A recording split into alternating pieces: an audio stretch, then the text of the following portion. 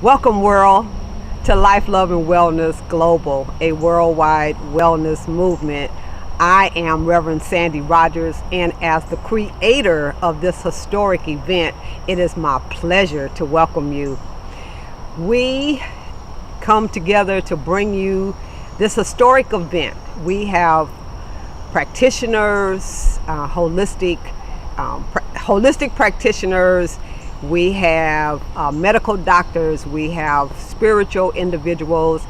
This event is so lovingly dedicated to my mother, Mrs. Barbara Dean Brown.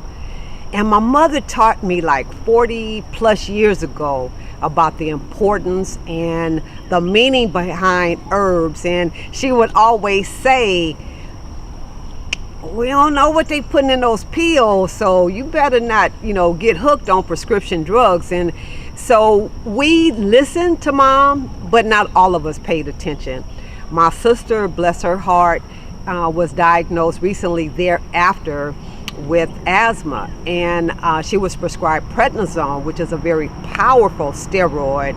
And my sister actually got hooked on steroids, like someone out on the street kind of hooked, like on heroin or crack or something like that.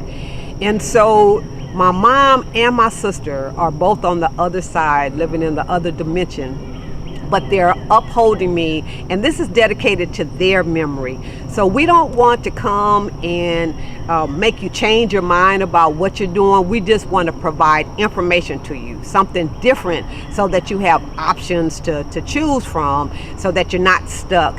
Because the environment that we now live in, the fast foods, the toxins in the air that we breathe and in the water that we drink, and the processed foods, and all of that is causing havoc on this precious body temple. So God created our bodies to heal themselves, but they can only heal themselves when they're fed and they're nourished and they're stress-free.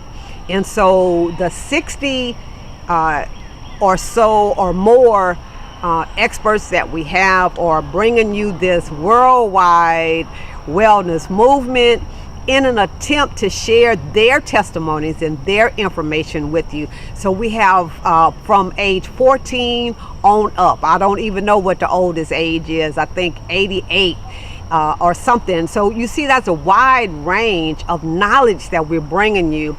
And so we hope that you come and that you get all the knowledge that you need to affect a positive change on your life, and share this with others. It's free, it's online, and so we're just so thankful that you decided to be a part of our listening community, the viewing community, and we certainly appreciate you for giving us your time of day and your energy and your efforts to being with us and to being a part of this historic event. We have pulled together people of color for you, by you, right? So we want to make sure that you understand that we too, melanated people with color, can enjoy, practice, and participate in some of these modalities that others have been doing for centuries, and that is pretty new to our community. So we talk about Qigong, we talk about meditation, yoga, spiritual work from a different perspective than religion. So we talk about the spirituality aspect. We talk about abuse in the families. We talk about all kinds of subjects because we know that in our communities there are layers and layers and layers and layers of stuff that we never talk about that's causing a negative effect on our bodies and its healing process. So we address it, whatever it is, and we hope that you will benefit from the many experts that we have, and that you walk away with lots of knowledge and lots of new information, and that you become fully empowered to share information with others. So thank you for being with us. We love you and we bless you, and we look forward to doing this again. But thanks for being here with the first one. We appreciate you. Life, love, and wellness. Life, love, and wellness.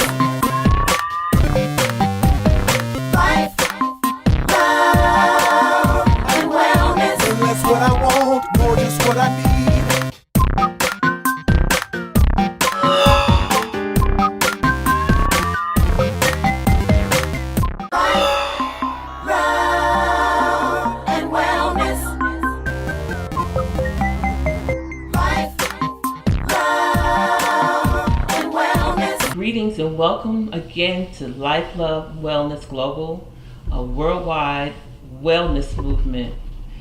Today we are going to have the most wonderful, informative speaker share with you.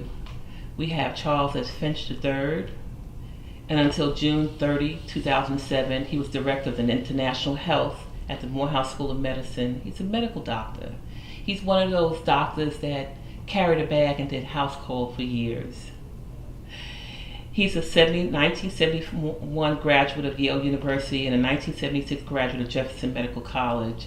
He completed his residency at the University of California Irvine Medical Center in 1979. He joined the Department of Family Medicine at the Morehouse School of Medicine in 1982 and then the Office of International Health in 1989, eventually becoming the principal investigator of a traditional healer survey among the Seer people of Senegal. And so Dr. Finch has been to Africa 75 times. He just got back this week from Ghana. And so when we talk about complementary, integrative medicine, alternative medicine, that's how I met him many years ago. I was taking a class and I was even invited to speak on one of the modalities for alternative medicine. He's just phenomenal with his insight, and to incorporate him into this conversation as it relates to allopathic medicine and alternative complementary medicine, herbs. Dr. Finch, would you share with us some insight from your perspective, even working these last number of years in the emergency room? What do we want to be more attentive to regarding the medical field as it's serving us right now, medications, herbal supplements, health and wellness? Well, first thing I would say is that what people think of as either traditional medicine, herbal medicine, all the names that you have given it and others do give it, that's what medicine was. And what we think of as modern medicine actually comes out of that. Now, one of the things I have done over the years is study the history of medicine, and I focus on Africa. And here's what you find right from the very beginning, going all the way back to ancient Kemet, 6,000+ years ago, and even further back than that, but let's just start there, is that there was a seamless unity between what we consider spiritual medicine, if you like, and empirical medicine, okay? Clinical medicine. There was no separation the way it is now. You know how it is. We talk about complementary and alternative medicine, spirit medicine, if you like, prayer, meditation, as if it is a entity unto itself, and then there's the clinical part of medicine. That is drugs, studies of various kinds, surgery, radiologic evaluations, all of that. And I do that medicine, you know, that is how I make my living. So therefore I know it from inside out. But beginning about 30 years ago, I also began to get interested in and learning about traditional medicine in Africa. And I realized something very, very quickly. First of all, as we've already said, traditional medicine in Africa and other parts of the world, I've had interfaces with Native American Indian healers as well. It is a spiritual medicine first and foremost. That in fact, the healing process comes down, I don't know if I want to say from above, but it comes from whatever that realm of spirit is that, shall we say, directs our lives. And in Africa, as well as Native Americans, that's a real world. That's not a figment of the imagination. And so healing comes from there. In fact, it gives rise to what we think of as empirical medicine. In the traditional sense, that's herbs. Okay, herbs, or I should say plant medicine. And in so many ways, those plant medicines, though we moved away from it when the drug industry became corporatized, if I can say that, so things got turned into tablets and pills, et cetera, we got away from using the plants in and of themselves. And there, in recent years, there's been, shall we say, a reevaluation of that.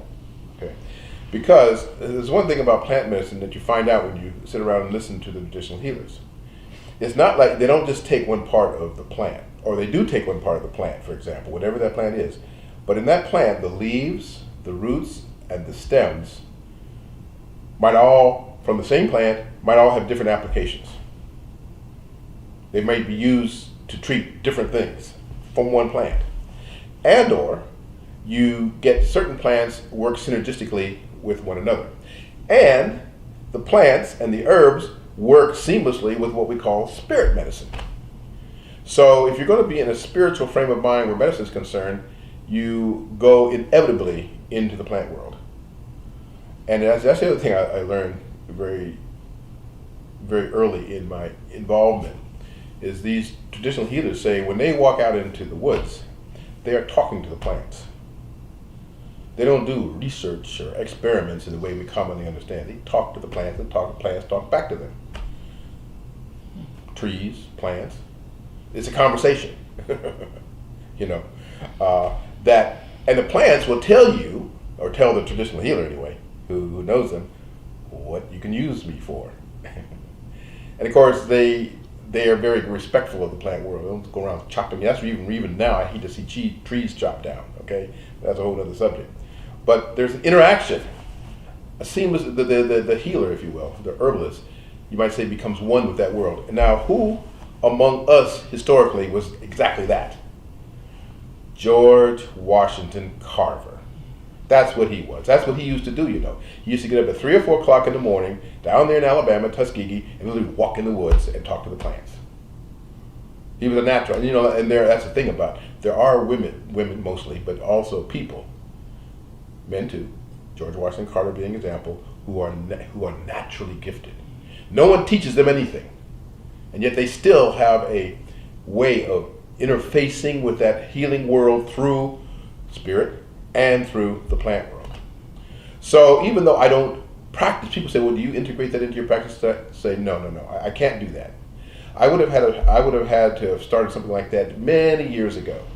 And this has been an evolutionary process for me to learn even as much as I have. And I've traveled back and forth to Africa, as you mentioned, many times, and always to interface with traditional healers. Because their knowledge is vast, you know.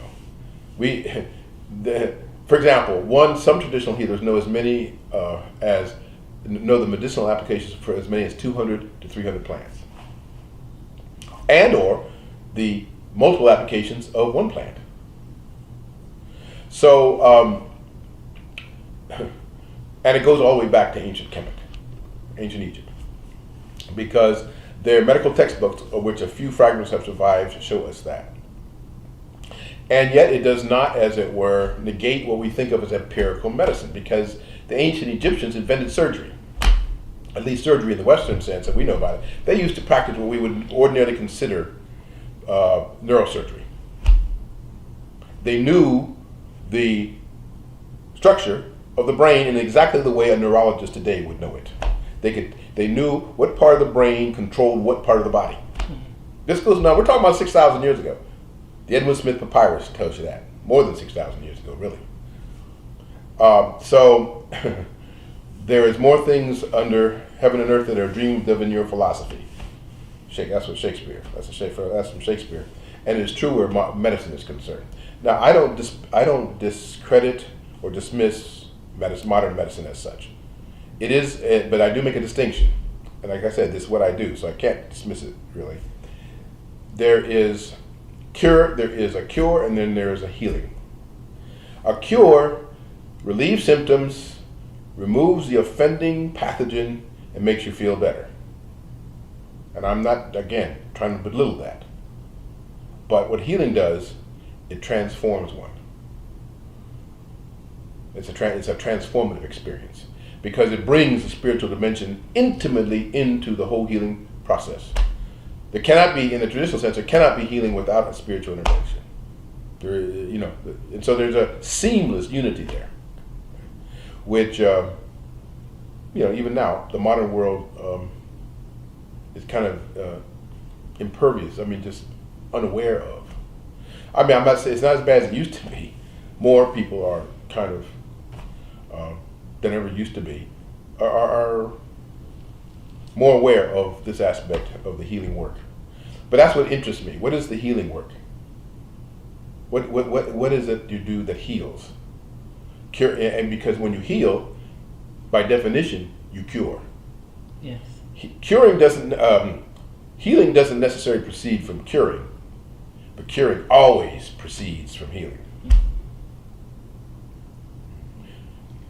So when we talk about the pharmaceutical medications that are so prevalent right now, and so when someone is prescribed something, then there's this counteract series of meds that are orphaned as well. Then the other side of that is then we talk about healing and us stepping forward to acknowledge that we can heal ourselves, but with guided instruction or assistance and support. How do we move forward in this process? Oh my goodness.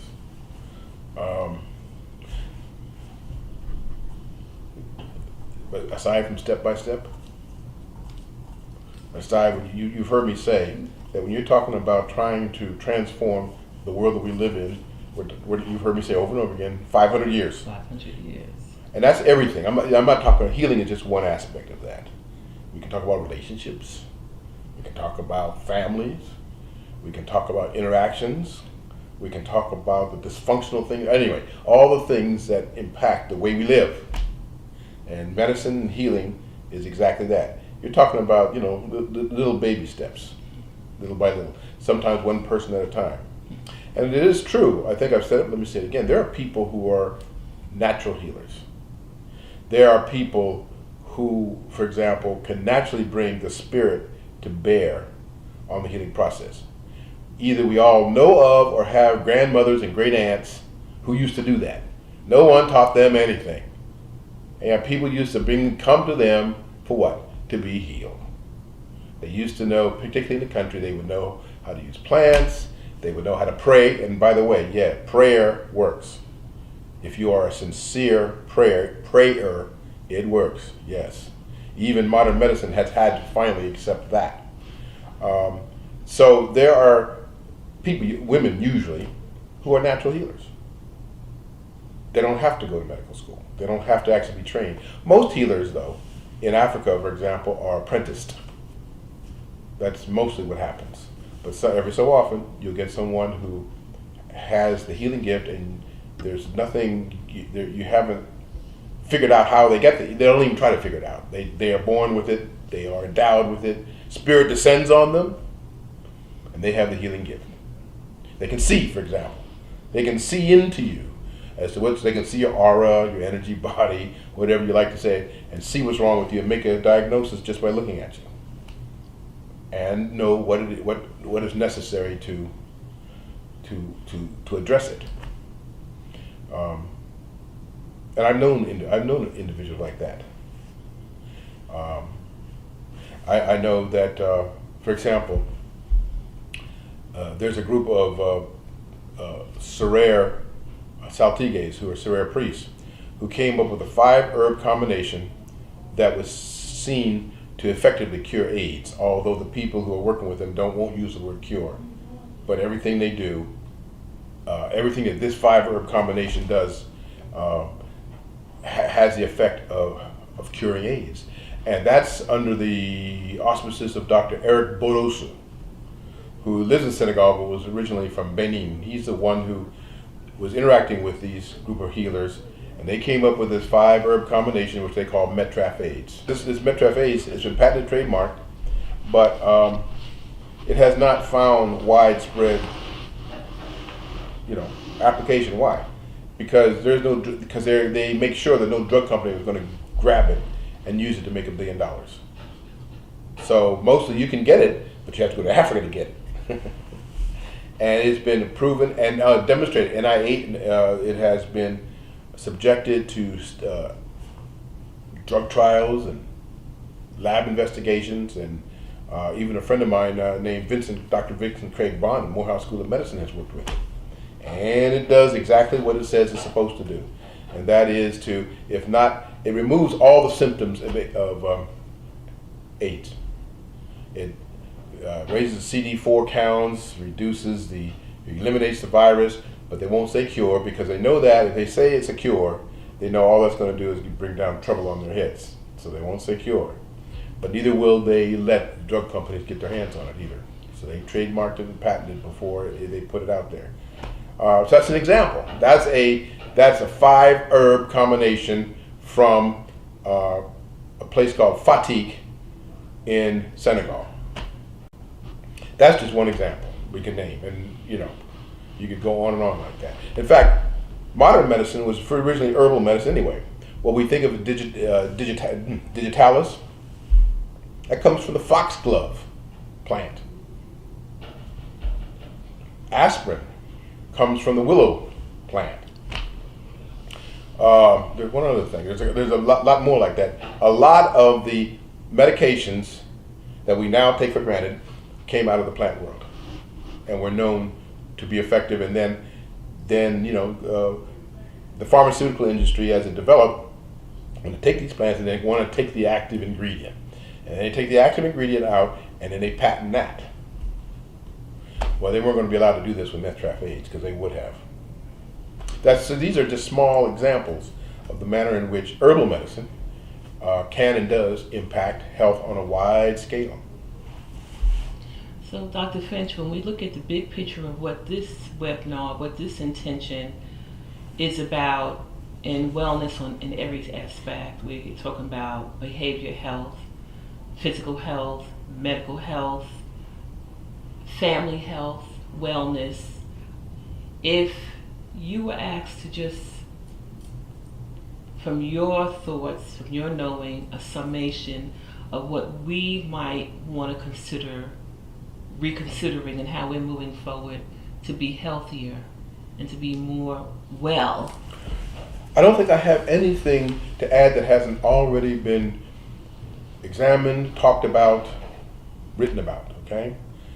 Diet, exercise, the right foods, I'm looking at myself, weight control.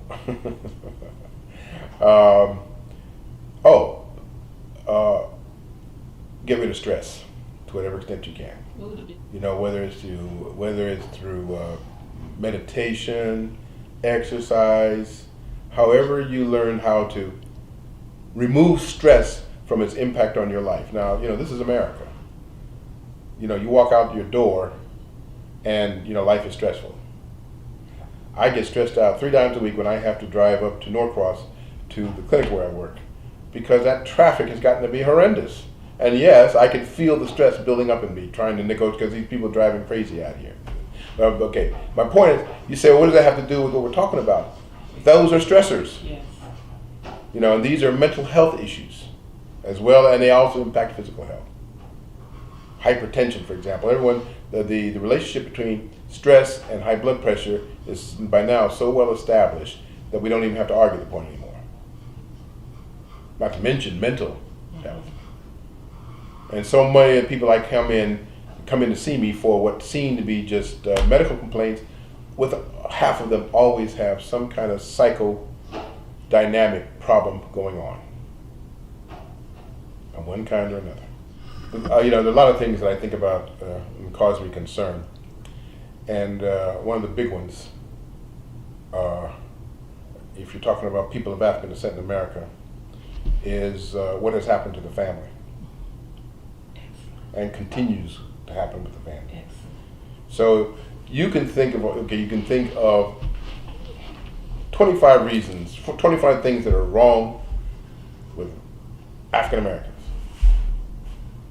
This business of the destruction of the black family, as they say. Fathers, and there are men who beget children, but they're not fathers. Being a father is as so much psychological and sociological and social as it is biological. And that's a big part of the destabilizing of the black family. And this is, as people have pointed out over the years, this has been a systematic, effect. This effect of a systematic attempt to destabilize the black family by marginalizing the black father.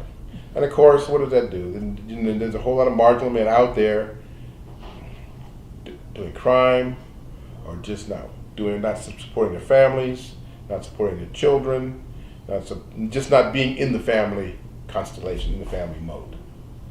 And to me, it's a crisis of unimaginable proportions. I don't think we even realize the extent to which it is negatively impacting us, and even in ways that have, you want to call it ripples. It ripples out into things.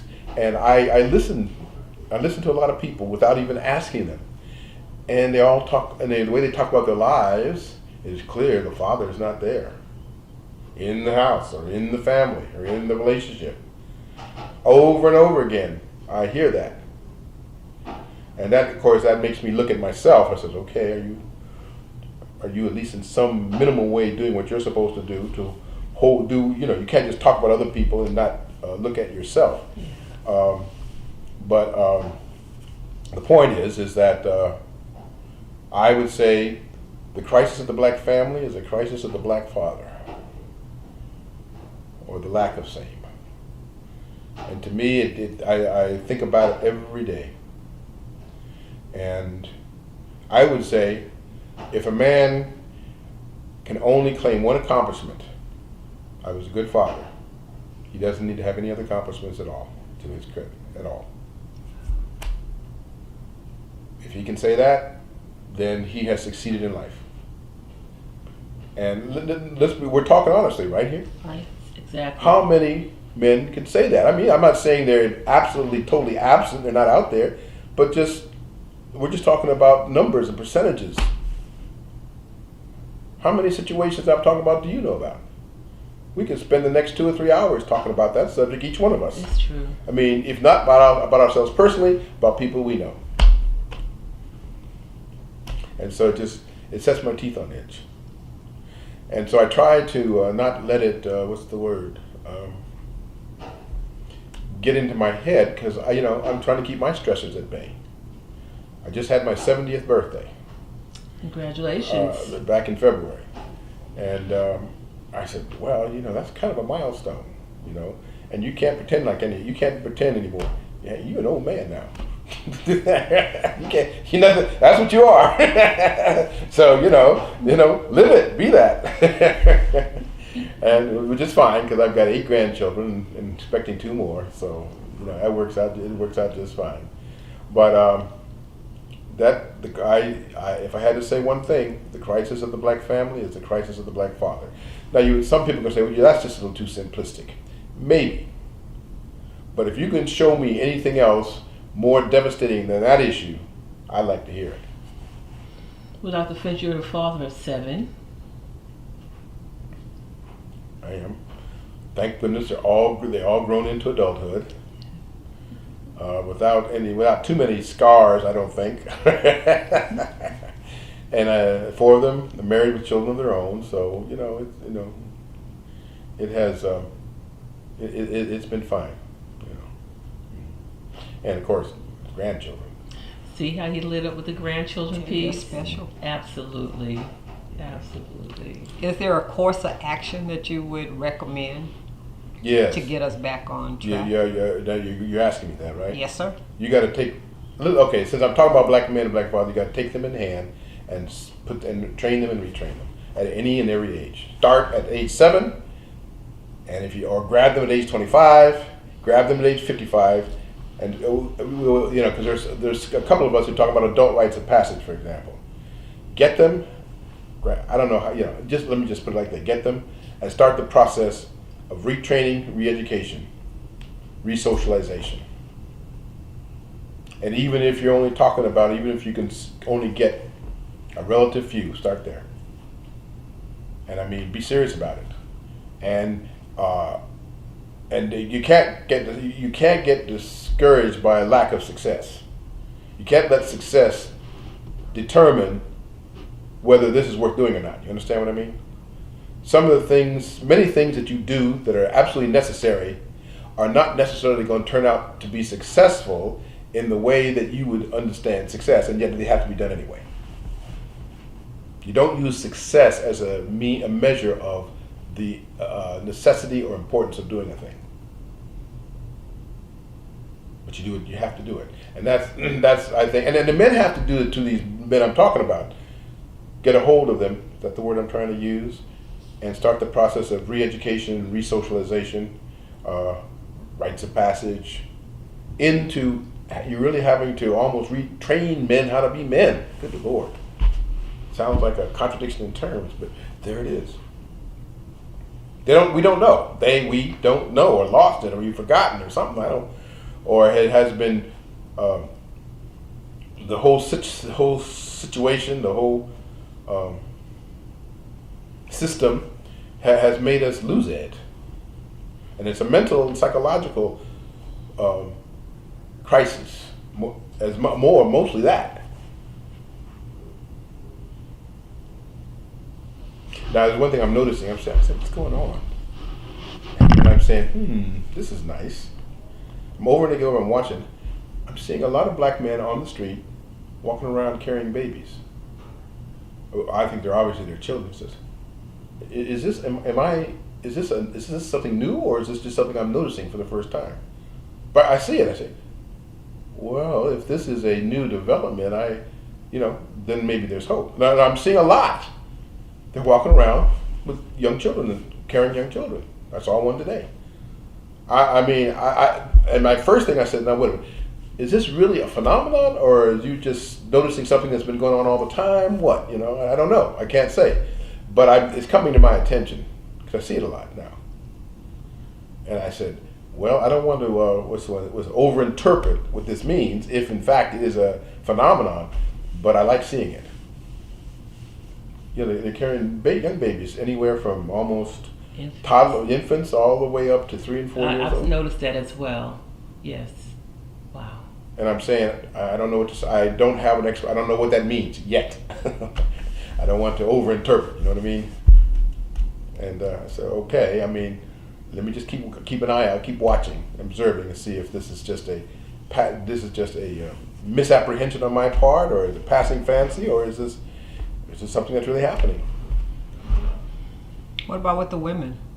What do you mean? What are you asking me? The effect of the women on the family life. Well, I guess I sort of, I don't want to say I take it for granted, but the family has always began. It's natural. Why for a woman? Why? Where does the family come out of physiologically? And that womb experience is permanent, a permanent impact. Whether you love your mother or hate her, she's impacted. That impact is present. So the fact that the family became, and this is true, in Africa as elsewhere. Because, by the way, Ghana is still matrilineal. You inherit through your mother's brother. You don't inherit from your father. Okay, yeah. So, and so there is this kind of recognition that the foundation of the family in places like Ghana, traditionally speaking, the cities, of course, have destabilized things, but it comes through the woman. And every situation in Ghana, every village, every organization, every religion has a queen mother. I didn't know there were so many queen mothers. Everybody, they got queen mothers. It's like they can't function without a queen mother. I said, well, this is interesting. I had sort of read about it, so you read about it in anthropology books and history books. But you're seeing, because the Asante Hene, he was up there, he's the king, but right next to him is the queen mother. And she gets as much deference as he does. So that is, and that's still very real in Africa. It hasn't been so westernized that that's gone. So that means we think of family strength coming from the mother, but there's also a way in which political strength does too. In ancient Kemet, it was, again, the same thing. It was a matrilineal succession. So the mother of the king was the pharaoh, was almost as important as he was. It's the mother. It's the queen mother that's really powerful in traditional African settings. And they look at it, and people are You know, they're very deferential, respectful around her. We can talk more about that, but that I think says that to me said it all. But it's what I say. The womb is the physio. If you want to get a physiological definition, is that the word? It's the womb. This is the reason you don't want me to get started on this. But since I'll say this, I've told women this too. I've said, don't let anyone take out your womb if you don't have to a woman. I mean, I know people get what do you call those things? Fibroids and things. I'm not saying that there's no reason not to, but there was a time when I've known there was a time when women would sometimes have their wombs taken out just so they wouldn't have to worry about their periods anymore. No, don't do that. You see, because it's not just a physiological center; it's a spiritual center. Just like the heart, there's spirit that comes out of the womb that defines not only the woman herself but her children, of course. Children are just imprinted by the mother in a way that can never be changed. And the womb is as much a spiritual center and a spiritual source as it is a physiological source of life. So that whole womb energy and everything related to the womb and motherhood in Africa, nobody ever tries to deny that or minimize that or anything. Quite the contrary. And that queen mother, oh boy, you tiptoe around her. Everybody does. Maybe we need some queen mothers among us. That's what's up. I mean, and women who will know who will act the part. You know what I mean? Not just sit around and be the queen mother. I mean, there's a certain amount of the responsibility. There's you got to be a model. You've got to be somebody who takes care of not only the family but the society or the village, etc., etc. So yeah, maybe we need to think about how we select some queen mothers among us. Well, we really, really appreciate you and your time, and you bring a world of wealth to us on every aspect, not just the continent of Africa. And we just really appreciate you, Dr. Finch. Oh, by the way, I should mention, as of about 5 days ago, I am Kwaku Kwesi. All of us who went to Ghana had a naming ceremony, and we were each given names. So I was born on a Wednesday, so I'm Kwaku. If you're in Ghana and you know the day of the week that you're born, you have a name. Whether you have a name, and that's my second African name. The Serer, who I've mentioned already, Yes. They gave me the name Wagan Fai, which is the name of their first king back in the 14th century. So I have two African names now. What an honor. Okay. Well, thank you for sharing with us today, and we look forward to your piece and your input on the World Wide Web. Thank you. Good day. Thank you, Laura.